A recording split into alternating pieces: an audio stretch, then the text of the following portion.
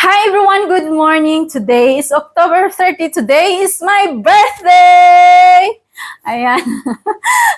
Grabing energy ni host. So today is October 30. It's my birthday. 45 years old na si Inday. So hindi na mapipigilan. Pero thankful pa rin ako dahil umabot pa rin ako ng 45 years old. Umabot pa rin ako ngayong araw na ito. So, magpapasalamat po ako kay Lord dahil binigyan pa niya akong pagkakataon na umabot pa ako ng 45 at sana more years to celebrate para syempre makakasama ko din yung family ko, lalong-lalo yung dalawa kong anak dahil dito po ako sa malayo. Ang wish ko lang talaga is lagi akong healthy and lahat po ng family ko na healthy lang po sila kasi nasa malayo po ako. And ayan, thank you din sa aking asawa na very, very supportive. Ayan, sana hindi po siya magkakasakit.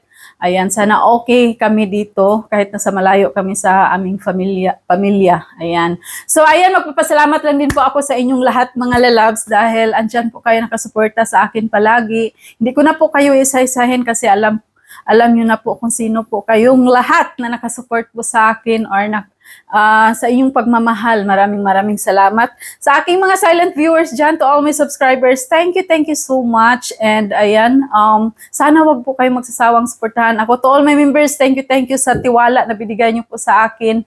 Lalong-lalo na yung mga members ko na matagal na. Ayan, thank you very much. Ayan, sa lahat po yung Team Bakbakan, thank you. Mega love shout out po sa inyong lahat. Maraming salamat. Ayan. And sa lahat po yung mga friends ko dyan. Ayan, thank you and I love you all. At sana wag po kayo magsawa suportahan ako and mag-ano din po ako, sisikapin ko po na makapasupport din po ako sa inyo. Ayan lang, nagpapasalamat lang din po ako dahil siguro nakailang years na ako dito sa YT. Nag-celebrate ako ata ng 2 beses na yata ako nag-celebrate ng birthday dito sa YT. Kasama kayo. Ayan, maraming salamat at magla-live po ako mamaya pero hindi po ako magpa-games. Balak ko next weekend para makasama po yung mga kaibigan ko na ngayon kasi is election sa Pinas. So busy po sila. So next weekend na po akong palaro.